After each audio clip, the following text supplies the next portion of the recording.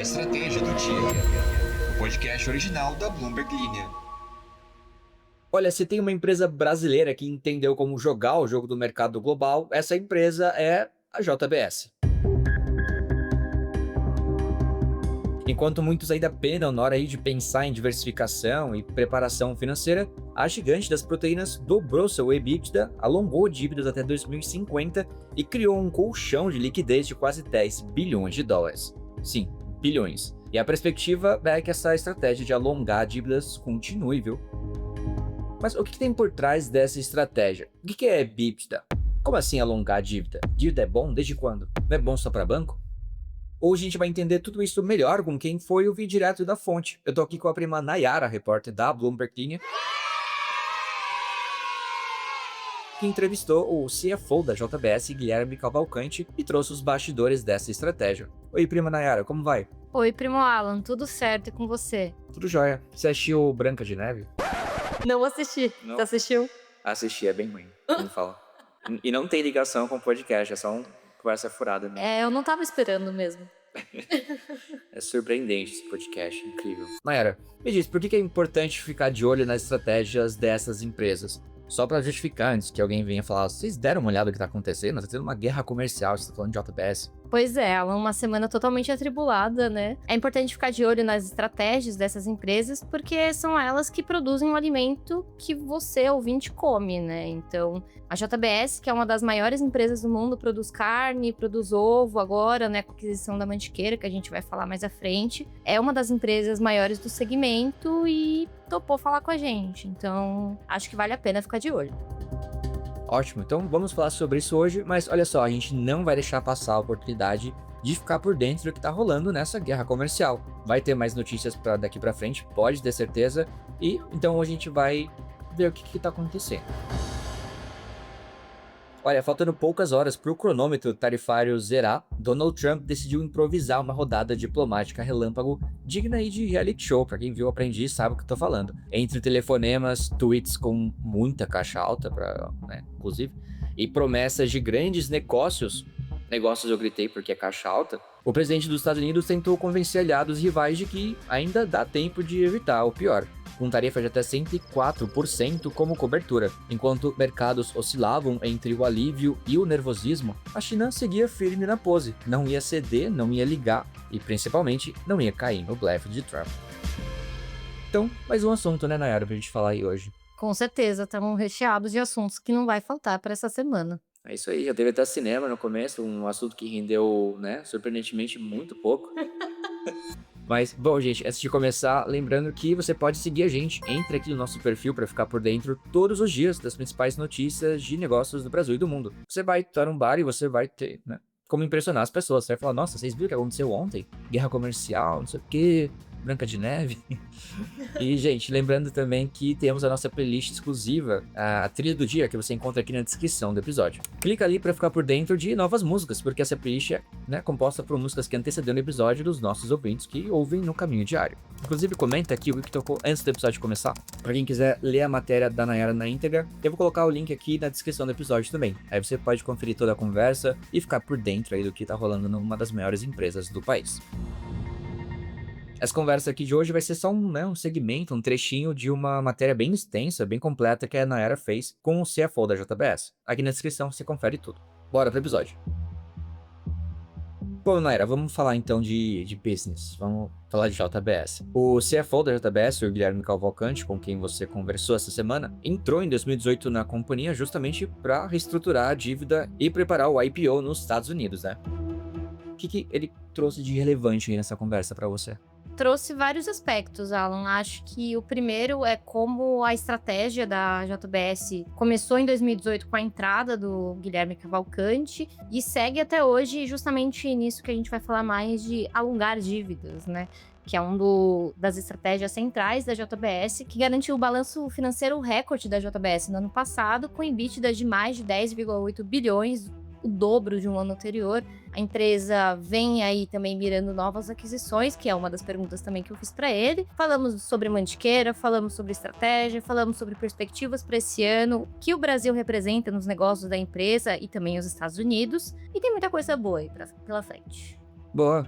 Antes de trazer um trecho da entrevista que você fez, uma pergunta: o que é EBITDA? EBITDA é uma sigla em inglês que significa Earnings Before Interest, Taxes, Depreciation and Amortization. Ou, no bom português, os juros, os impostos, a depreciação e amortização, né? Então é o lucro, como eu posso dizer, mais líquido, assim, da empresa. Se bem que tem a medida de lucro líquido também no balanço, né? Mas normalmente, quando os analistas vão olhar o balanço de uma empresa, eles olham algumas métricas. Lucro líquido, o EBITDA, que é justamente a dedução desses outros indicadores, o balanço financeiro como um todo, né, onde a empresa cresceu mais, e tudo isso é importante para a gente olhar a saúde financeira de uma empresa, do porte da JBS, que é uma das maiores do mundo, é super importante. Muito obrigado pela explicação. Vamos então ouvir um trecho da conversa que você teve com o CFO? Vamos, acho que nesse primeiro trecho, só para deixar claro, né, o CFO, ele fala um pouco da trajetória dele, uma das primeiras perguntas que eu fiz para ele, passou pelo Grupo Globo, pela Vale, e ele fala um pouco de como que começou essa estratégia de alongamento de dívida da JBS. Então, bora ouvir.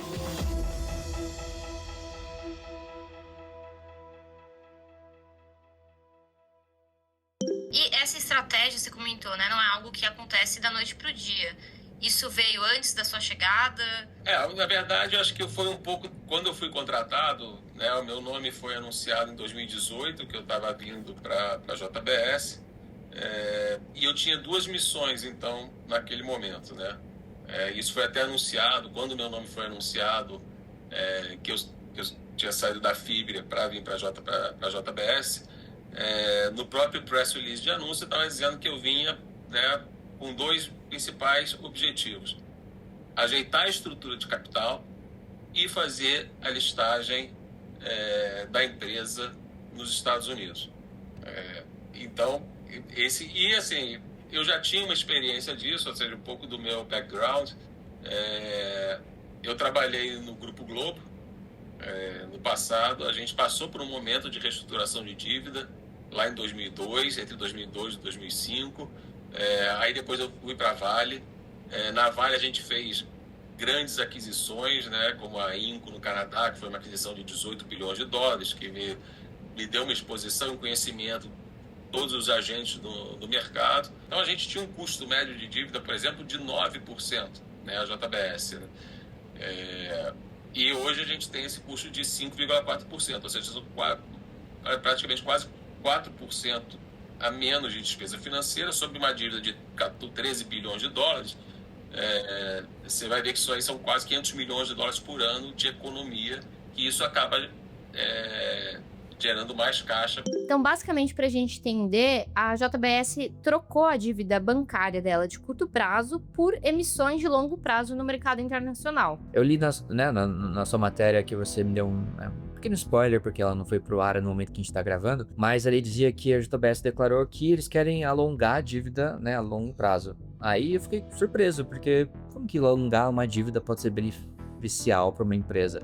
Então, com isso, ele quer dizer que eles querem emissões de longo prazo no mercado internacional. Isso seria alongar a dívida? Exatamente. Pensa que se você for no banco, por exemplo, e você fizer um empréstimo, você vai ter que pagar ele no curto prazo, por assim dizer, né? Você pode fazer em 24 vezes, 60 meses, tudo mais. A gente tá falando de dívidas muito mais longas aqui. A JBS tem dívida prevista para 2030, 2050, muitos anos pela frente. Ela vai até o mercado, consegue essa captação dos investidores, que tem muito interesse, visto o porte da empresa, né? E ela consegue alongar essa dívida, pegando esse caixa, colocando a dívida lá para frente e conseguindo se manter financeiramente viável nesse curto prazo, né? É a famosa alavancagem, então. Exato. A alavancagem dela é sempre abaixo de 3 vezes, o que é uma métrica que os analistas usam, né? Então, se a empresa tá menos de 3 vezes alavancada, ela tem espaço para crescer mais, para alavancar mais a dívida dela, né? Eu mencionei aqui no começo do episódio, com base na sua introdução sobre o tema, eu queria saber o que significa na prática ter um colchão de liquidez de quase 10 bilhões de dólares. Que expressão é essa, colchão de liquidez? Foi uma expressão que o próprio Guilherme usou e eu achei muito boa, porque ele fala que significa uma tranquilidade para a empresa conseguir investir como achar melhor nesse curto prazo. Então, basicamente o que a JBS vê e olha para o mercado, como ela tem esse colchão de 10 bilhões de dólares que ele falou, é que ele olha para esse dinheiro que ele tem em caixa e ele pensa, como que eu posso crescer mais a minha empresa? Eu posso adquirir novas empresas, como é o movimento que a JBS vem fazendo já, mas também pode aumentar as fábricas, como a empresa também tem feito, né? Investiu numa das maiores fábricas ali no Paraná. Então, a empresa olha para esse dinheiro e consegue fazer um planejamento ali de como ela pode crescer. Isso no mundo inteiro. A gente não tá falando só de Brasil, não.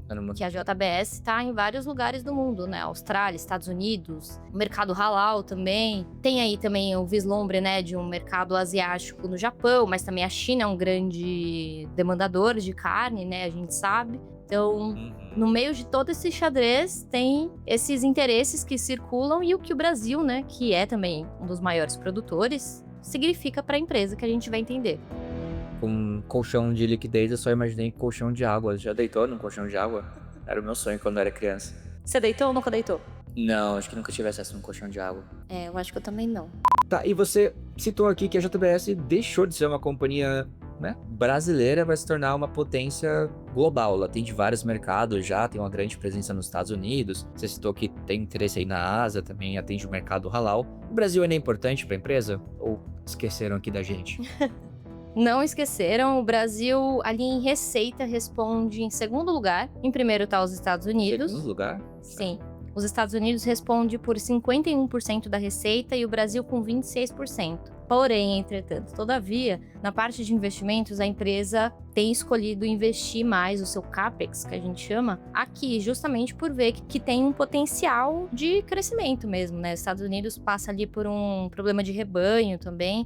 Então, aqui no Brasil, a gente tem um custo mais baixo de produção, de alguma forma, e isso é mais interessante para a empresa investir aqui. Então, mesmo o Brasil respondendo menos em caixa, é um dos principais e mais importantes para a empresa. Uau, eu não fazia ideia da importância dos Estados Unidos. A gente tem que chamar a empresa de JBS agora, JBS, pô. A JBS falou muito de diversificação geográfica e de proteína. Como que isso se traduziu em resultado na prática? A forma que o Cavalcanti explica é que a empresa escolheu investir em diversos lugares do mundo, do globo, justamente para diminuir essa exposição para coisas que podem acontecer no curto prazo, né? Então, a empresa tem receita em real, em dólar, em diversas moedas para conseguir estar menos ali exposta a esse cenário global que a gente sabe que, se depender do Trump, não tá fácil para ninguém. Tá legal. Né?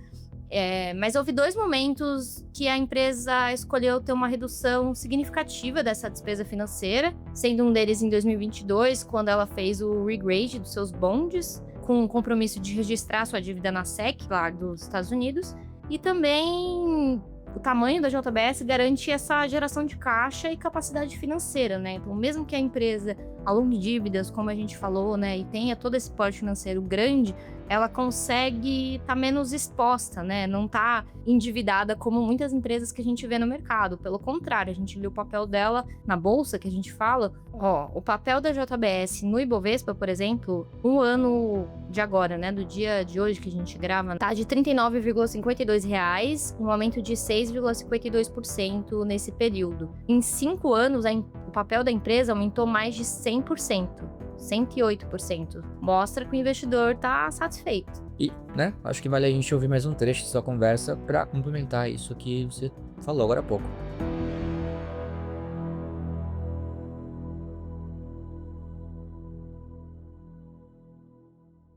De fato, ano passado foi recorde de consumo de frango nos Estados Unidos. Como a gente está presente também no frango e no porco, nos Estados Unidos, a gente esses 2 negócios tiveram margens recordes ano passado. Não por acaso, exatamente por essa questão do preço da carne estar caro e você acabar comendo mais frango e mais porco. Então, essa é a beleza da diversificação de proteínas. E aí vem a vantagem da diversificação geográfica. Por outro lado, a Austrália, por exemplo, ela está no momento inverso do ciclo bovino que os Estados Unidos. A Austrália está com recorde de tamanho de rebanho e o preço do animal, com isso, é mais barato. Nayara, se a gente for analisar no ano passado, 2024, o setor de bovinos nos Estados Unidos não estava lá aquelas coisas, estava em baixa, certo? Como que é explicável essa estratégia da JBS, esse aumento, sendo que o setor não estava favorável? Quando a gente fala que o setor está em baixa no rebanho dos Estados Unidos, a gente está falando do mercado de bovinos. E então o que acontece é justamente que as pessoas, né, o consumidor, como a gente aqui no Brasil também, quando a carne está mais cara, o que a gente faz? A gente consome mais outras proteínas. Então frango, porco, ovos mesmo, que não tá barato, tá basicamente igual café e ouro. As pessoas vão em busca dessas proteínas mais em conta. E esses dois negócios, especificamente de frango e de porco, teve um resultado recorde para eles.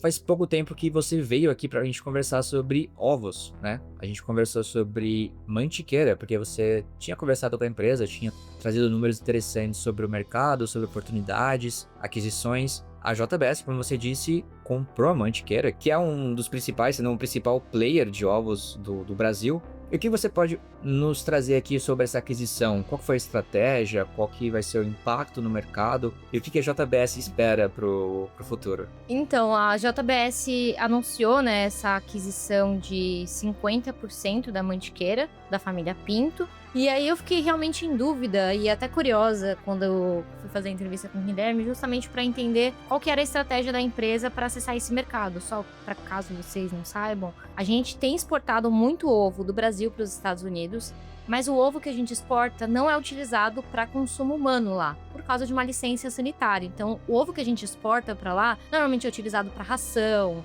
mercado industrial, é para outro mercado. Então, qual que era o interesse, então, né? De acordo com o Guilherme, que ele vai explicar mais adiante, ele fala justamente que o interesse é usar já a logística e a capacidade produtiva que a JBS tem lá para, quem sabe, fazer novas granjas e tendo esse know-how do mercado que a família Pinto já tem. O ovo, se você vai nos Estados Unidos, por exemplo, 5 anos atrás, 10% dos ovos só tinham marca e eram cage-free, que a gente chama, né? Que as galinhas ficam livres, não são em geral. Hoje já é mais de 30% dos ovos nos Estados Unidos, nesse mercado, são cage-free e com marca. Então começou essa mudança que aí começou a interessar a gente. Opa, peraí, o ovo agora é um negócio que tem marca, né? E o ovo começou a passar também por uma questão de saudabilidade, né? Começou vários estudos a mostrar que o ovo é uma proteína saudável. E isso também começou a pegar nos consumidores, a gente também chamou a nossa atenção e a gente, de novo, dentro da estratégia de diversificação, a gente passou a olhar, a estudar esse mercado. Surgiu a oportunidade da Mantiqueira, que é o que eu falei. Lembra que eu falei que a gente não faz nenhuma aquisição se a gente não souber quem vai tocar o business? Se a gente não tem expertise daquele negócio. Então combinou a vontade da JBS de continuar a sua diversificação e trazer a expertise, né, do Leandro, que é o fundador da Mantiqueira, né? E com valores muito parecidos com a JBS, de trabalho duro, né, de ficar sempre olhando muito custos, de criar sucessão. A Mantiqueira, que é uma empresa familiar, né, algo que a JBS procura nas suas aquisições, de acordo com o Cavalcante mesmo, né, quando vai entrar no novo mercado, procura pessoas que saibam muito sobre ele para não entrar, né, sem conhecimento. Justamente foi essa estratégia que eles fizeram, né, para acessar esse mercado de ovos para consumo humano. Então não seria a exportação do nosso ovo para lá, mas sim utilizar mais esse know-how que eles já têm lá. Olha só, eu tô chocado, entendeu? Tá passada. Pinto ovos, chocado. Legal, muito bom, mas e aí, quais são as perspectivas pro ano? O que eles compartilharam com você sobre isso? Bom, o que o Cavalcante comentou comigo é que o primeiro trimestre costuma ser um pouco mais fraco, né, ali em receitas. Mas que ele falou que já começa a sentir que as coisas podem se encaminhar para um outro bom ano, né? Nos Estados Unidos, por exemplo, ele citou que o peito de frango já começou com os preços em ascensão, justamente pelo que a gente comentou, né, da maior procura. Então, resta esperar para ver se será mais um ano recorde para a JBS. Show de bola.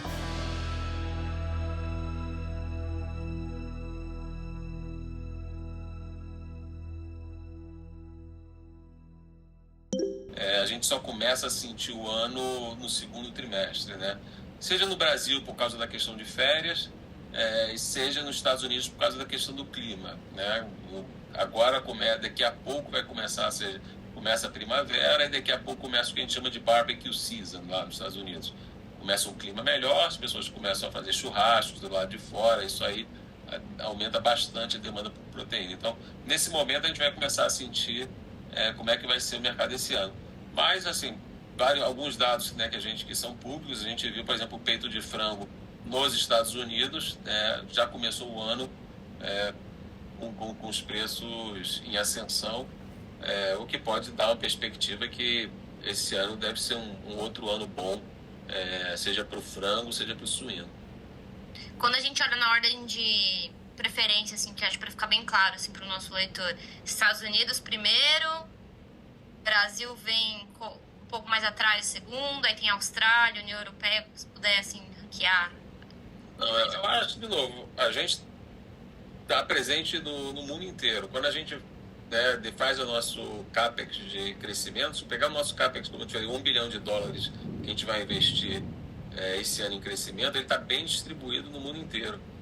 Esse tema tá muito positivo, muito otimista aí para um podcast de abril de 2025. Lembrando que a gente tá em guerra comercial, as coisas não estão, tão agradáveis lá fora. O presidente dos Estados Unidos, Donald Trump, passou as últimas horas antes de colocar em prática suas novas tarifas, tentando negociar com os principais aliados do país. Mas as chances de um acordo de última hora com a China pareciam bem pequenas. Na terça-feira, Trump falou sobre essas negociações comerciais e os mercados financeiros reagiram de forma positiva, com expectativa de que ele poderia ativar ou até cancelar algumas dessas tarifas mais pesadas que, afetariam dezenas de países. Segundo ele, a chance de um acordo com a Coreia do Sul parecia boa. Isso depois de uma ligação com o presidente interino do país, o Han Duck-soo. Outros líderes da Ásia e também da Europa iniciaram conversas com os Estados Unidos. Abre aspas. Temos limites sim, mas também uma grande chance de um acordo para os dois lados, escreveu Trump em suas redes sociais, referindo-se às negociações com a Coreia do Sul. A principal equipe, ele deixou em caixa alta aqui, deles está vindo para os Estados Unidos de avião e as coisas estão caminhando bem. Estamos conversando com vários outros países também. Todos querem fechar um acordo com a gente, fecha aspas. Trump disse ainda que essas conversas não envolvem apenas comércio e tarifas, mas também outras questões importantes,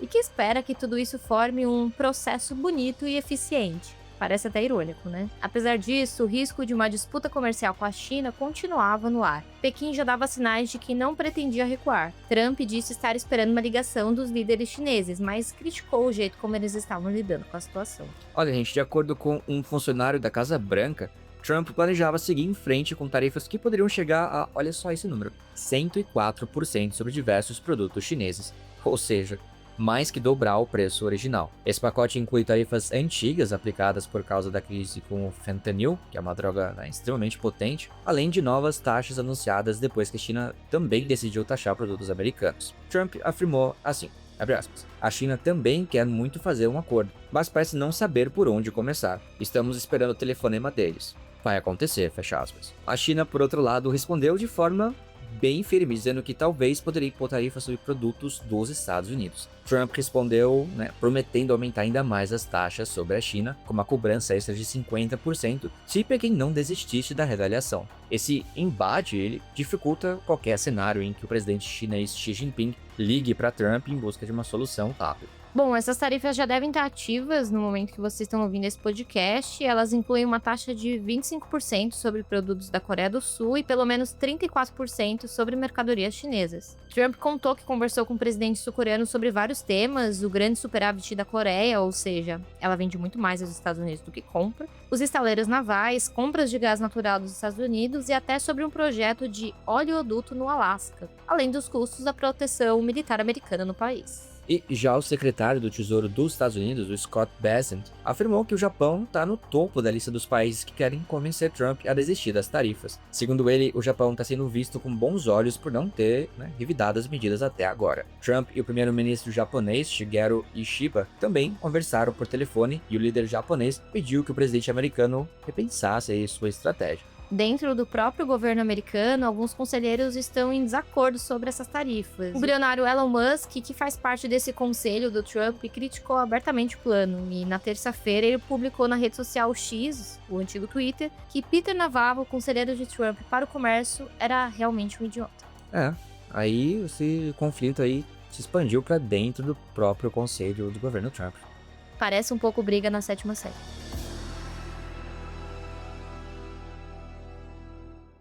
Bom, eu sou o Alan Blanco. E eu sou Nayara Albuquerque. As informações são da Bloomberg Linha através de Nayara Albuquerque e da Bloomberg News. E o episódio foi editado por Lohia Queiroz. Uau! E bora dar uma lida rápida aqui nos comentários do episódio passado. Braden Vessa comentou: estratégia de Gui. O Leandro Maros falou, podcast de Gui. E a gente respondeu, produtos de limpeza em São Paulo. Exato. Tom Oliveira também perguntou podcast de gay. E respondi também, né? A gente respondeu produtos de limpeza em São Paulo. Lê Amorim diz, achava que só ia ouvir um podcast fugido de gay. Mas nem aqui eu pude me esconder da Vibrito. Obrigado, Rala. Desculpa. Thiago Moreira escreveu, eu gostei do meme, mas estou completamente fora da referência. Se for algo relacionado a BBB ou mainstream, não saberei. Thiago, procura Davi Brito. Qual que é o nome do... Eu não sei o nome dele, mas se você procurar Davi Brito, provavelmente vai aparecer esse de algo incrível, né? E se você colocar Gui, De quê? de Gui, você vai... Vai entender. Mas ele foi bem certeiro, né? Ele já foi direto pro Big Brother ali. Parabéns, Thiago. Acho que você é mais por dentro do que você imagina. Pois é. Fefon. Uou, muito bom esse nome. Diz assim, toda vez que o Alan fala, olha só, ou vai vir algo muito da hora, ou algo super absurdo. E diz que tocou Dark Ridge Steve Lancey. Muito boa essa música. O Luiz Ferreira falou, fala Primo Alan, excelente podcast explicando essa treta entre Estados Unidos e China e as tarifas do Donald. Parabéns. O que eu ouvi hoje antes do EP, os outros podcasts de La Estratégia del Dia, para exercitar o espanhol. Tá bom? Muito bem. Muito bem. Muito bueno. Bom, gente, muito obrigado pela audiência de vocês mais uma vez. Obrigado, Nayara, também, por ter participado. Muito legal quando ela vem pra conversar com a gente. E é isso, até o próximo episódio. Até lá. Eu que agradeço, gente. Já tava com saudade. Big beijo. Um big beijo.